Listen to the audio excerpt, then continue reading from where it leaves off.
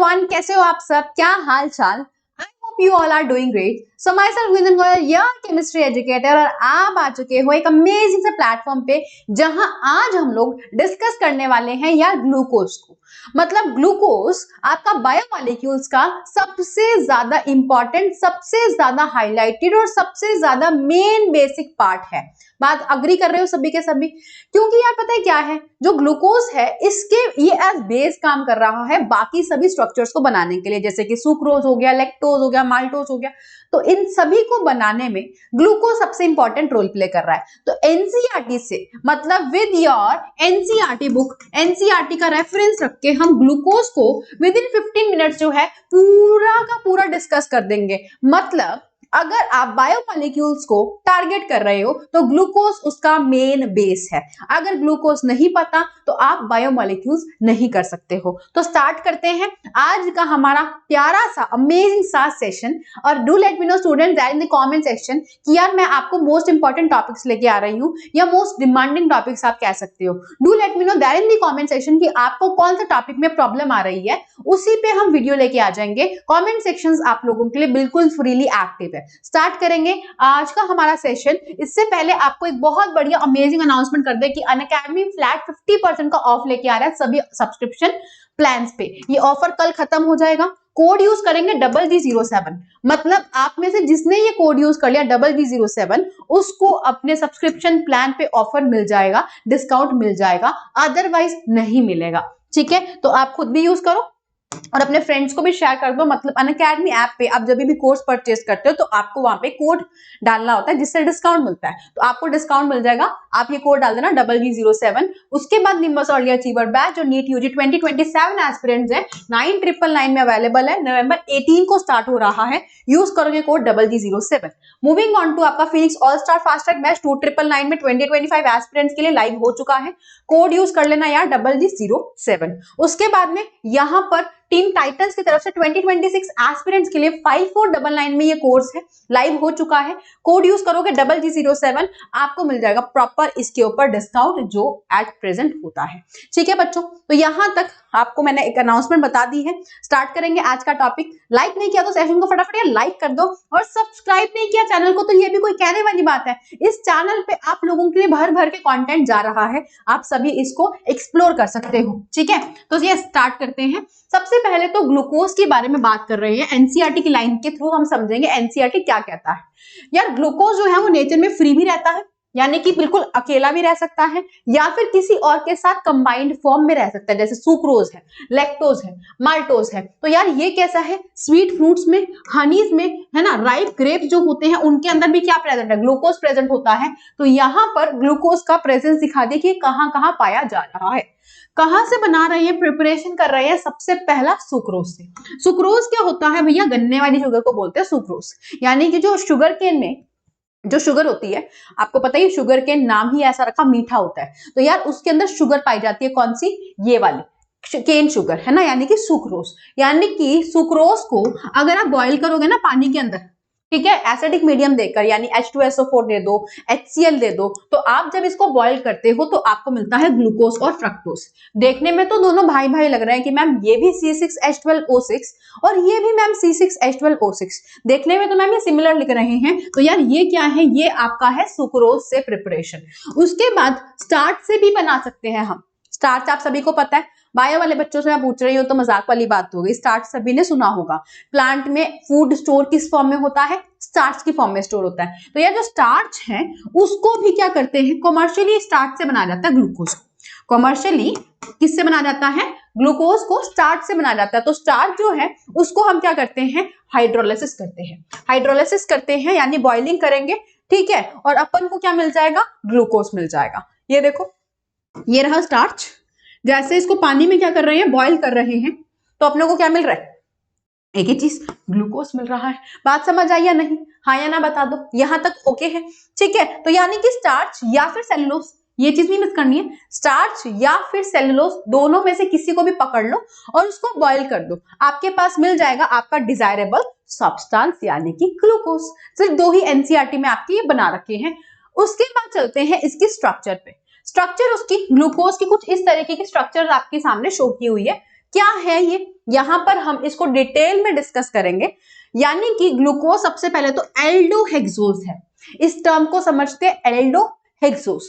Aldo मतलब यार इसके पास एल्डिहाइड ग्रुप है, क्या है, एल्डिहाइड ग्रुप है, और हेक्सोज मतलब कि 6 कार्बन वाला एल्डिहाइड है। एल्डो मतलब एल्डिहाइड, हेक्सोज मतलब 6 कार्बन वाला एल्डिहाइड, तो इसको हम बोलते हैं डेक्सट्रोज, नाम है इसका डेक्सट्रोज। तो यहां पर ये क्या है, सबसे many monomer of many of the carbohydrates, that means यार बहुत सारे कार्बोहाइड्रेट्स जैसे सुक्रोज, जैसे कि माल्टोज, जैसे कि लैक्टोज, इन सभी का मोनोसेकेराइड मतलब बेस ये है। बात समझ आई, ठीक है। तो यहां पर लार्जर कार्बोहाइड्रेट में स्टार्च, सेल्यूलोज, तो यार इनका मोनोमर क्या है, इनका मोनोमर है glucose. Most abundant organic compound earth पे, यानी कि प्रोबेबली कहता है कि यार ये मोस्ट एबंडेंट ऑर्गेनिक कंपाउंड है, ज्यादा काम की बात नहीं है, छोड़ सकते हो। इसका मॉलिक्यूलर फॉर्मूला है C6H12O6। आप कहोगे मैम ये बात तो हमने क्लास 10th में भी पढ़ी थी कि C6H12O6 इसका मॉलिक्यूलर फॉर्मूला है, ये आप सभी को पता है कि यार ये जनरल मॉलिक्यूलर फॉर्मूला ग्लूकोज का होता है। अब पता है हम क्या चीज पढ़ रहे हैं, अब जो मैं आपको चीज बताऊंगी ये आपके नीट पॉइंट ऑफ व्यू से बहुत इंपॉर्टेंट है, यानी इसको आप में से किसी को भी मिस नहीं करना है। आपको आपकी जो नीट है ना उसकी कसम है कि ये वाला पोर्शन आपको ढंग की तरह सुनना है, क्योंकि यहां से क्वेश्चन आता है। मैं अभी दिखा दूंगी आपको, मतलब आपसे ये पूछेगा कि यार ग्लूकोज का स्ट्रक्चर हम बना देंगे, कोई दिक्कत नहीं, मैम ने रट्टा करवाने का एक शॉर्ट ट्रिक भी है, गाने से समझ करवाऊंगी आपको ग्लूकोज के स्ट्रक्चर का, अब बना भी दोगे। लेकिन मैम यार ये ग्लूकोज का स्ट्रक्चर को बताने के लिए साइंटिस्ट को कैसे पता चला ग्लूकोज का स्ट्रक्चर ऐसे है? बात समझ रहे हो कि यार साइंटिस्ट को कैसे पता ग्लूकोज ऐसे एग्जिस्ट करता है, उन्हें किसने बताया? तो वो प्रूफ करने के लिए ये कुछ रिएक्शंस है जो जस्टिफाई करे कि ग्लूकोज का स्ट्रक्चर कैसा है, ग्लूकोज के अंदर कौन सा फंक्शनल ग्रुप है, कितने OH ग्रुप है, कौन सा OH है, प्राइमरी है, सेकेंडरी है, टर्शियरी है, कौन सा है, तो वो सब बताने के लिए अब हम रिएक्शंस पढ़ रहे हैं। यानी यार आप लोग एनसीईआरटी पढ़ते तो हो, लेकिन आपको एनसीईआरटी का मतलब नहीं पता कि एनसीईआरटी को कैसे पढ़ा जाता है, इसीलिए फंस जाते हो। तो स्टार्ट करेंगे। तो यार ग्लूकोज का फॉर्मूला तो पता चल गया, ठीक है, फॉर्मूला समझ आ गया ग्लूकोज का ये होता है। उसके बाद क्या करा इन्होंने, ग्लूकोज ले लिया, इन्हें नहीं पता ग्लूकोज के अंदर, इनको बस ये पता है 6 कार्बन है, C6H12O6 पता कर लिया इन्होंने एक्सपेरिमेंट करके, 6 कार्बन है।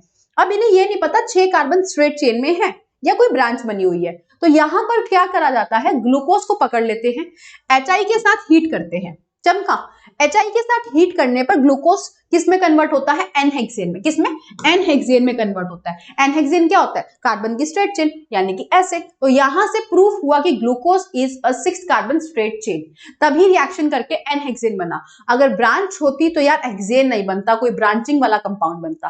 तो यानी कि यहां से पता चला कि यार ये स्ट्रेट चेन है, ये प्रूफ हो गया पहली चीज।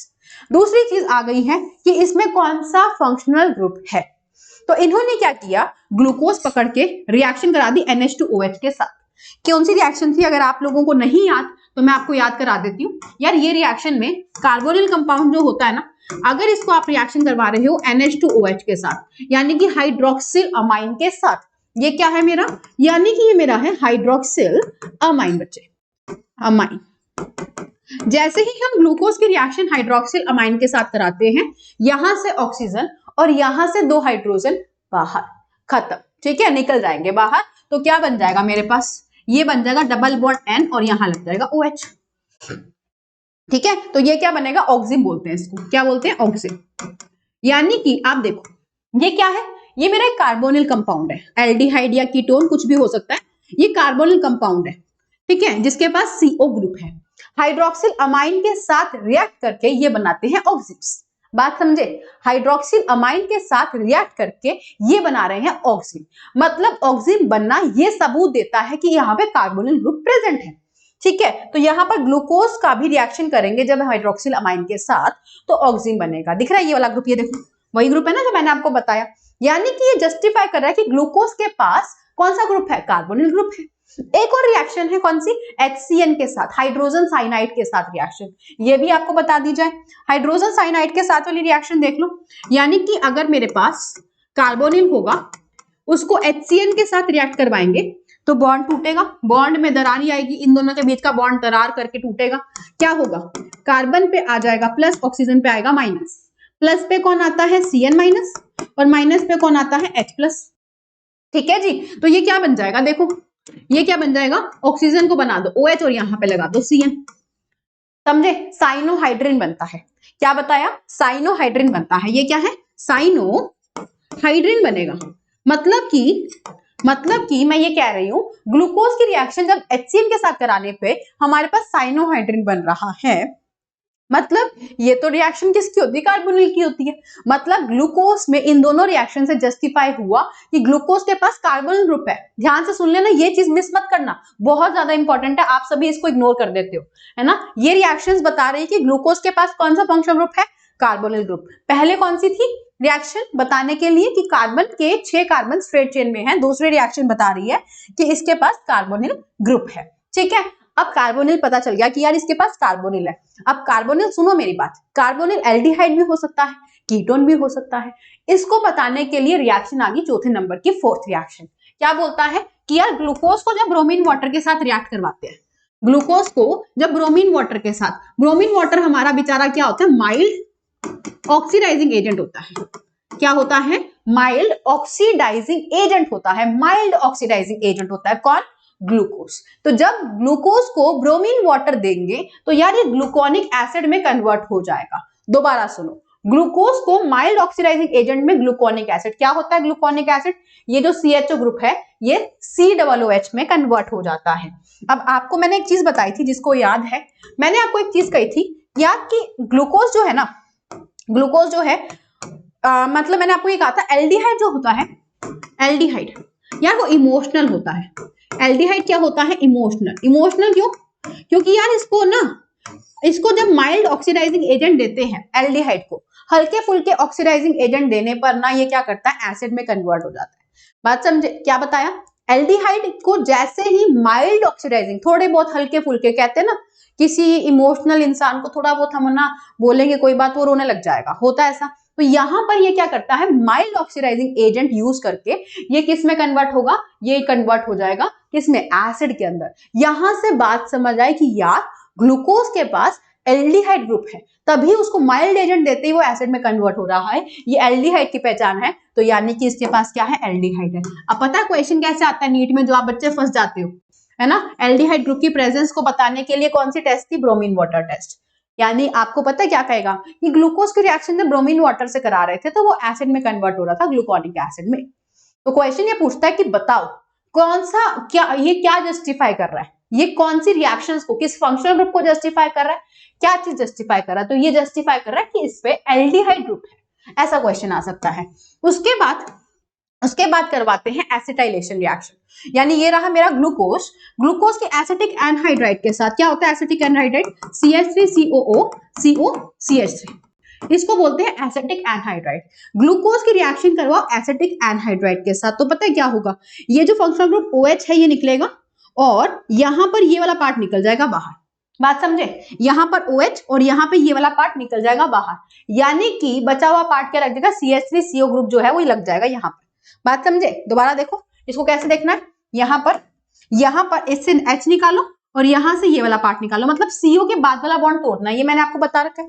CO के बाद वाला बॉन्ड आपको ब्रेक करना है, ये रिएक्शन जस्टिफाई करेगी, ये ग्रुप लग जाएगा यहाँ पर, देखो COCH3 दिख रहा है, COCH3, मतलब यहां पर रिएक्शन के बाद 5 एसिटाइल ग्रुप लगेंगे। क्या बनता है, देखो लाइन पढ़ना, acetylation of glucose with acetic anhydride gives glucose penta acetate. क्या बना रहा है ये, ग्लूकोज पेंटा एसिटेट बना रहा है। ग्लूकोज पे 5 एसिटेट लग रहे हैं, ग्लूकोज पेंटा एसिटेट बन रहा है। ग्लूकोज पेंटा एसिटेट बनना ये जस्टिफाई करता है कि यार इसमें 5 OH ग्रुप है। क्या बता रहा है कि इस पे 5 OH ग्रुप है, 5 OH ग्रुप है। यहां से समझ आया कि ग्लूकोज कंटेन 5 OH ग्रुप। बात समझ गए, क्या क्या पता चल गया, ग्लूकोज के पास स्ट्रेट चेन है, ग्लूकोज के पास कार्बोनिल ग्रुप है, ग्लूकोज का कार्बोनिल एल्डिहाइड है, ग्लूकोज के पास 5 OH ग्रुप है। इतना साइंटिस्ट को चमक गया, समझ आ गया। अब जो OH है कहीं ना कहीं क्या उसके पास प्राइमरी OH है या सेकेंडरी है, तो उसके लिए आ गई है नेक्स्ट रिएक्शन कि ग्लूकोज को जब ऑक्सीडाइज करवाएंगे तो हमारे पास बनता है सैकरिक एसिड स्ट्रॉन्ग ऑक्सीडाइजिंग एजेंट के साथ। किसके साथ, स्ट्रॉन्ग ऑक्सीडाइजिंग एजेंट के साथ। हमने स्ट्रॉन्ग ऑक्सीडाइजिंग एजेंट लिया, यानी ये जो CHO है इसको भी COOH में कन्वर्ट करेगा और ये वाला ग्रुप है इसको भी COOH में कन्वर्ट करेगा। और इसी तरीके से जब हम ग्लूकोनिक एसिड ले लेंगे, ग्लूकोनिक एसिड अभी बनाया था ना ब्रोमीन वाटर वाला, वो यानी जिसमें सिर्फ एक COOH था, इसको भी जब स्ट्रॉन्ग ऑक्सीडाइजिंग एजेंट देंगे तो यहां पर भी जो ये CH2OH ग्रुप है ये COOH में कन्वर्ट हो जाएगा। मतलब अल्कोहल एसिड में कन्वर्ट तभी होता है जब उसको स्ट्रॉन्ग ऑक्सीडाइजिंग एजेंट दिया हुआ। तो यहां से उन्हें समझ आया यार इसके पास क्या है, प्राइमरी OH ग्रुप है, तभी ग्लूकोज भी सैक्रिक में कन्वर्ट हो गया और ग्लूकोनिक भी सैक्रिक में कन्वर्ट हो गया, दोनों सैक्रिक में कन्वर्ट हो गए। चमका, ये क्लियर हुआ। इससे समझ आया कि ग्लूकोज का स्ट्रक्चर कैसा होगा। ग्लूकोज का स्ट्रक्चर कैसा होगा, सभी इधर आ जाएंगे। तो यानी कि 1 2 3 4 5 और 6 कार्बन बनाएंगे। सबसे पहले एक एल्डिहाइड ग्रुप दिखा दो इस तरीके का, ये रहा एल्डिहाइड ग्रुप। एल्डिहाइड के बाद आपको दिखाना है तीसरे नंबर का कार्बन जो है ना, वो पता है बहुत अपनी मन मर्जी करता है। जैसे कि कहते हैं ना कि एक स्ट्रेट लाइन में कोई बच्चा चल रहा है, सीधी सीधी लाइन में चल रहा है, तो बाकी सारे क्या करेंगे, राइट हैंड अगर खड़ा करने के लिए कहेंगे तो राइट हैंड खड़ा करते हैं बाकी सारे, लेकिन एक बच्चा ऐसा निकलता है जिसको उल्टा करना है काम सभी से, मतलब वो लेफ्ट खड़ा करेगा, ऐसा है, होते हैं ना ऐसे काफी लोग। तो यहाँ पर ग्लूकोज में नंबर थर्ड वाला जो कार्बन है, नंबर थर्ड वाला जो कार्बन है, वो थर्ड वाला कार्बन बहुत ज्यादा क्या करता है बच्चों, मनमानी करता है। क्या बताया, जो नंबर थर्ड वाला कार्बन होगा वो बहुत मनमानी करेगा, यानी वो अपना OH लेफ्ट पे रखेगा, बाकी सारे OH किधर रखेंगे, राइट पे, बाकी सारे OH किधर रखेंगे, राइट पे। इसको बना दो CH2OH, लास्ट वाले को तो CH2OH बनाना है। OH के सामने H, OH के सामने H, OH के सामने H और OH के सामने H। थर्ड वाला कार्बन बाकी सबसे क्या है, सेग्रीगेटेड है, अलग है। इस तरीके का बन गया है ग्लूकोज का स्ट्रक्चर, इसको बोलेंगे ग्लूकोज। ठीक है, तो ये हमारे पास क्या है, ये हमारे पास है ग्लूकोज। बात समझ आई बच्चों। तो ये फर्स्ट सेकंड थर्ड ये क्या दिखा रहे हैं, ये इंडिविजुअली सभी के स्ट्रक्चर्स दिखा रहे हैं। ग्लूकोनिक एसिड को सैकरिक, शक्कर वाला एसिड क्या होता है, दोनों COOH को सैकरिक एसिड बोलते हैं।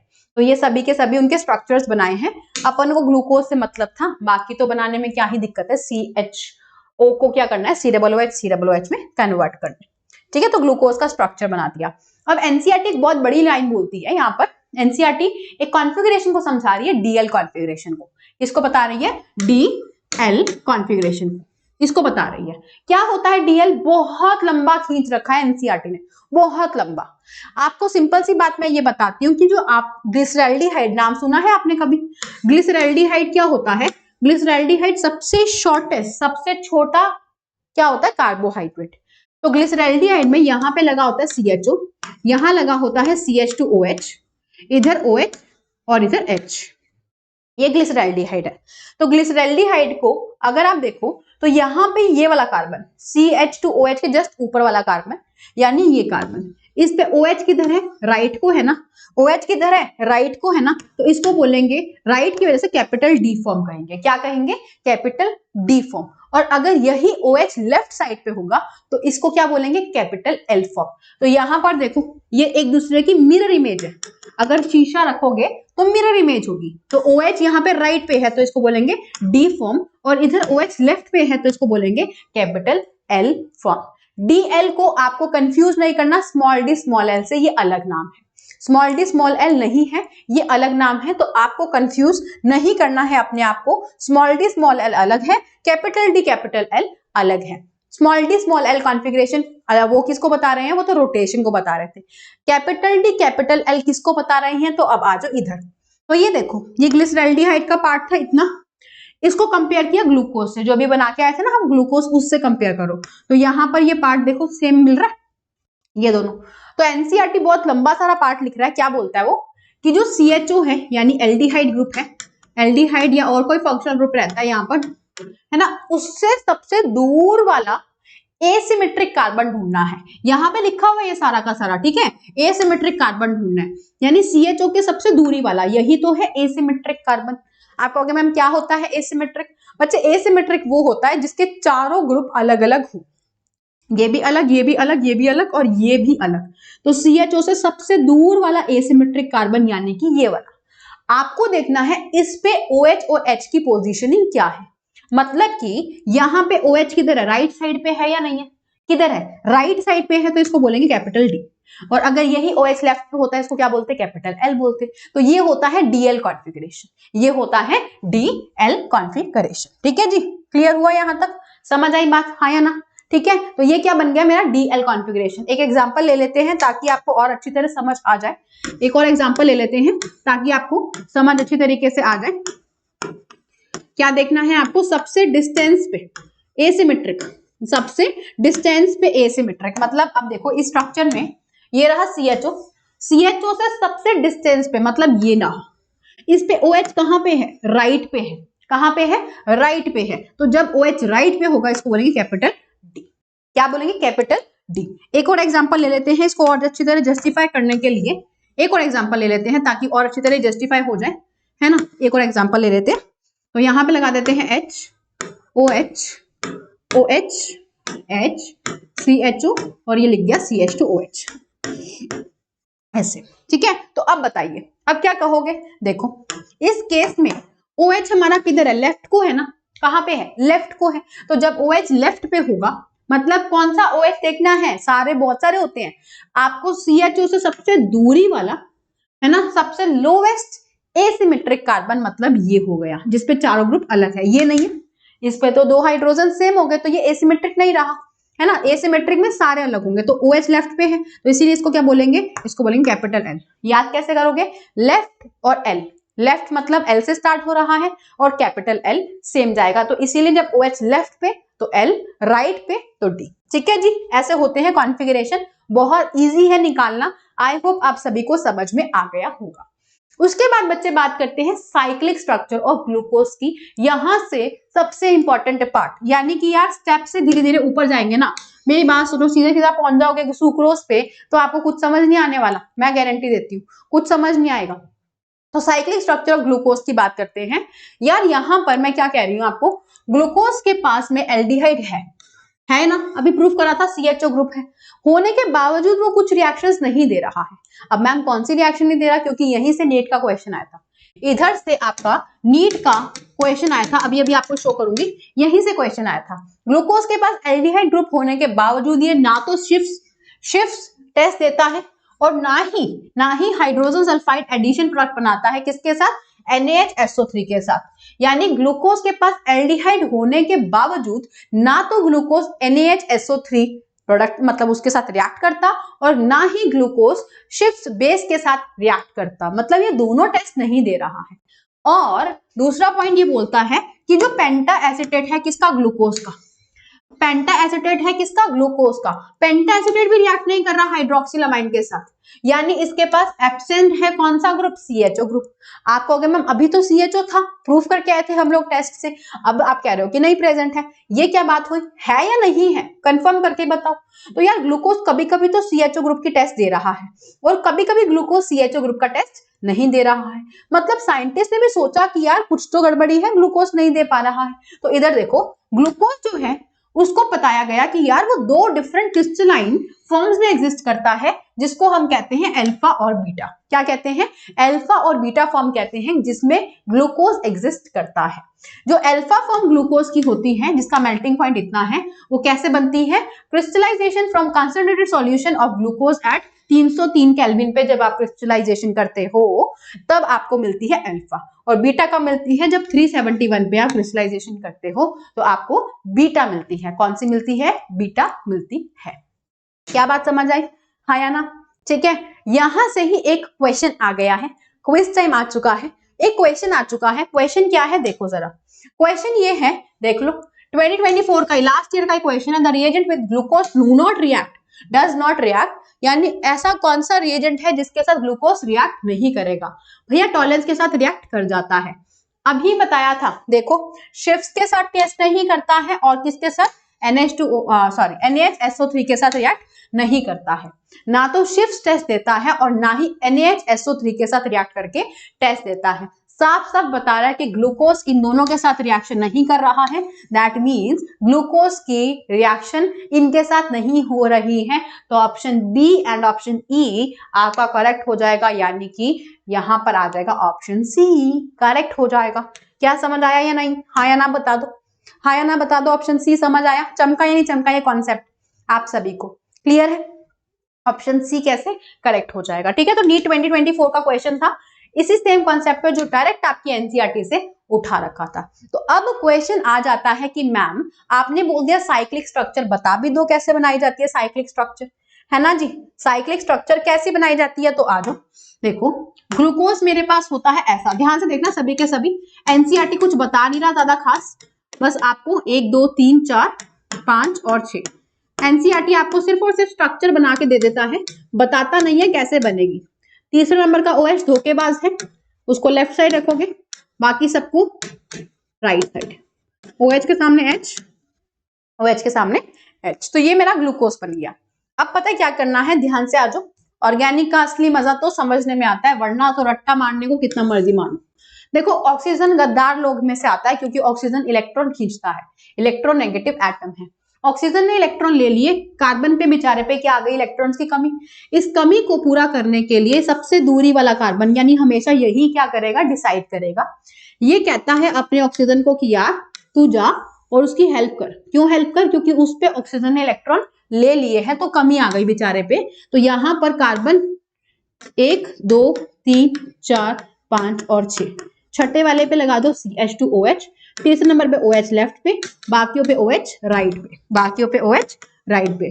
OH के सामने H, OH के सामने H, OH के सामने H, यहाँ पे H था, ऑक्सीजन ने इलेक्ट्रॉन लिया, गद्दारी करी तो माइनस लेके घूमेगा ना भैया, तुमने नेगेटिव लेके आओगे क्योंकि तुमने इलेक्ट्रॉन लिए, है ना। अब ये ऑक्सीजन क्या कर रहा था, ये ऑक्सीजन देखो, ये वाला ऑक्सीजन क्या कर रहा था, ये वाला ऑक्सीजन इधर अटैक कर रहा था कार्बन पे। देखो ये ऑक्सीजन इधर अटैक कर दिया था, कौन सा, पांचवे वाला ऑक्सीजन ने, यानी ये 1 ये 2 ये 3 ये 4 ये 5 और ये 6, पांचवे वाले ने अटैक किया था फर्स्ट वाले पे, ऑक्सीजन के ऊपर हाइड्रोजन, क्योंकि ऑक्सीजन ने इलेक्ट्रॉन दिए तो पॉजिटिव आ जाएगा।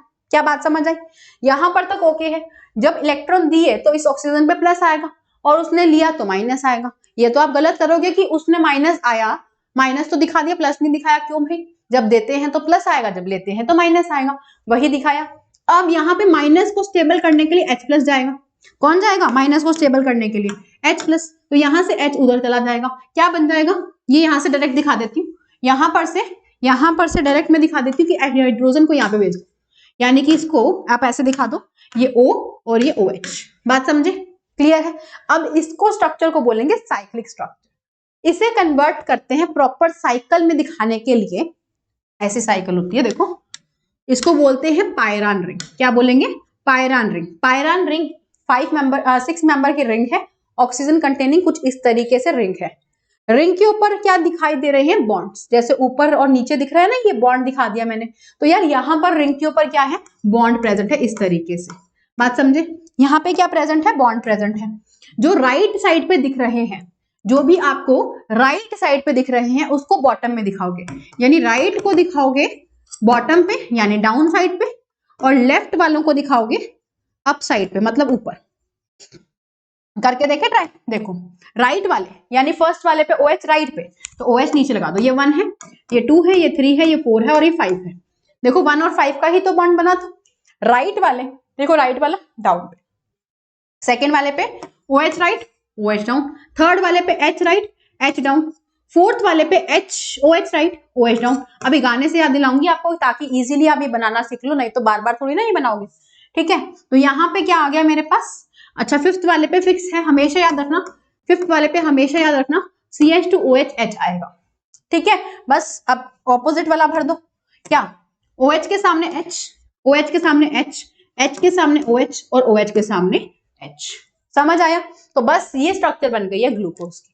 अब शॉर्ट में इजी लैंग्वेज में बनाना सीखे हम इसको, शॉर्ट ट्रिक से बनाना सीखेंगे। याद रखना है वो गाना था ना, ए जी ओ जी लो जी सुनो जी, मैं हूं मन मोजी, करता हूं मैं जो वो तुम भी करो जी। क्या था, 1 2 का 4 ना, 1 2 का 4 है ना, 1 2 का 4, यानी कि आपको याद रखना है 1 2 4 1 2 4। मतलब क्यों कह रहे हो मैम ये गाना क्यों याद दिला रहे हो, देखो 1 2 4 कैसे याद करोगे, देखो यानी कि मेरे पास है ग्लूकोज, 6 मेंबर वाला स्ट्रक्चर बनाओगे ग्लूकोज का, कैसे, इस तरीके से जैसे पहले बनाया था वैसे बना दिए, ठीक है। नंबरिंग भी मार्क कर दो मैम, 1 2 3 4 और 5, कैसे कैसे, 1 2 का 4 1 2 का 4, यानी 1 पे OH नीचे, 2 पे OH नीचे और 4 पे OH नीचे। 1 पे OH नीचे, 2 पे OH नीचे, 4 पे OH नीचे, 5 पे फिक्स होता है क्या, CH2OH और H। ठीक है, OH के सामने H, OH के सामने H, अब यहां पर OH ऊपर होगा जिसके सामने H, OH के सामने H। समझ आया? इसको बोलते हैं अल्फा फॉर्म। क्या बोलते हैं इसको? अल्फा फॉर्म बोलेंगे। अल्फा फॉर्म क्यों? क्योंकि जो पहला कार्बन है जो ऑक्सीजन से जुड़ा हुआ है उसका OH कहां पे है? बॉटम पे है। जब डाउन पे होता है OH तो इसको बोलते हैं कौन सी फॉर्म? अल्फा फॉर्म बोलते हैं। कब बोलते हैं अल्फा? जब OH नीचे होगा तो उसको क्या बोलेंगे? अल्फा बोलेंगे। और यही OH को ऊपर करेंगे बीटा बोलेंगे। कैसे? चलो बना लेते हैं। बीटा के लिए क्या करेंगे? देखो 1 पे चेंज हो जाएगा ना, तो पहले 1 2 का 4 था, अब तो 2 4 रह जाएगा। अब क्या रहेगा? क्योंकि फर्स्ट वाले पे चेंज करना है, तो यानी कि बीटा के लिए याद रखो 2 4। फर्स्ट को उड़ा दो, 2 और 4। कैसे याद करोगे? नंबरिंग करो 1 2 3 4 5। 5 वाले पे हमेशा फिक्स होगा CH2OH और H, CH2OH और H। 2 और 4 याद रखना है, मतलब 2 पे OH नीचे और 4 पे OH नीचे, मतलब बाकियों पे OH ऊपर कर दो, बची हुई पोजीशंस पे OH ऊपर कर दो। OH के सामने H, OH के सामने H, OH के सामने H, OH के सामने H, बन गया आपका बीटा स्ट्रक्चर। क्या बन गया? बीटा स्ट्रक्चर बन गया। तो यानी कि ये होता है अल्फा, ये होता है बीटा। अल्फा और ये होता है बीटा। अल्फा बीटा एक दूसरे के एनोमर्स कहलाए जाते हैं। क्या होते हैं एनोमर्स? एनोमर्स वो होते हैं जिसमें मेन फंक्शनल ग्रुप यानी एल्डिहाइड वाला ग्रुप था ना, उसका कार्बन यानी कार्बन नंबर 1, उस पे OH और H की पोजीशन इंटरचेंज कर दो। देखो बाकी सब कुछ सेम है, OH और H को क्या कर दिया? पलट दिया हमने। ये OH को ऊपर ले गए तो ये क्या बन जाएगा? हमारा अल्फा फॉर्म बन जाएगा। बात समझ आई? क्या बताया? OH और H की पोजीशन आपने इंटरचेंज कर दी, उसको बोलेंगे एनोमर्स। ये NCERT बताता है, यहां से क्वेश्चन पूछ सकता है। जब कार्बन 1 पे OH और H की पोजीशन डिफरेंट होगी तो उसको एनोमर्स कहेंगे।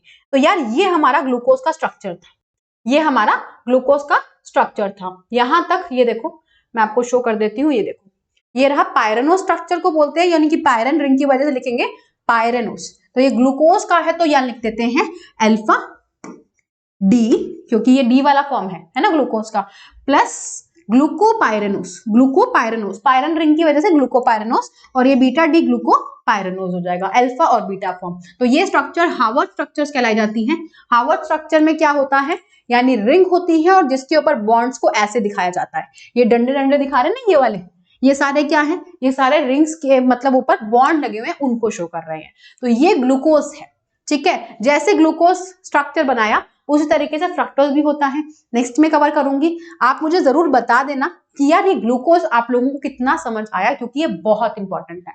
अगर बायोमोलिक्यूल्स पे होल्ड बनाना है तो ग्लूकोज पता होना चाहिए, वरना आप ये नहीं कर सकते हो। तो आई ट्रूली बिलीव कि ग्लूकोज वाला पार्ट आप सभी को क्लियर हुआ होगा। Do let me know there in the comment section कि यार आप लोगों को कितना अच्छी तरह ये समझ आया ग्लूकोज। ठीक है, so yes that is all for today's class. Comment section में यार आप लोगों को जो भी टॉपिक डिफिकल्ट लगता है, क्योंकि मैं अभी कवर कर रही हूँ एज ए टॉपिक सीरीज जो आप लोगों को डिफिकल्ट लगती है ना, जो आपके लिए डिफिकल्टी लेवल में आती है, और आप लोग उसको सोच रहे होते हैं कि एक छोटी सी वीडियो मिल जाए हमें ताकि हम उसको कंप्लीट कर ले, वरना पूरा सेशन नहीं देखना, हमें पूरा चैप्टर नहीं करना, हमें सिर्फ उस पर्टिकुलर टॉपिक को जानना है। आई नो बहुत सारे बच्चे ऐसी वीडियोस खोज रहे होते हैं, तो आप लोग मुझे कमेंट सेक्शन में बताना कि और कौन सा ऐसा पार्ट है जिस पे कवर करा जाए वीडियो, ताकि आप सभी के लिए वो इंफॉर्मेटिव, अपडेटेड और बढ़िया रहे। ठीक है, so yes that is all for today's class. अगर सेशन लाइक नहीं करा तो फटाफट लाइक कर दो, अपने फ्रेंड्स के साथ भी शेयर कर देना, और अगर चैनल सब्सक्राइब नहीं किया तो ये भी कोई कहने वाली बात है, फटाफट से चैनल सब्सक्राइब कर दो। तो मिलते हैं नेक्स्ट क्लास में। Till then bye bye and see you all.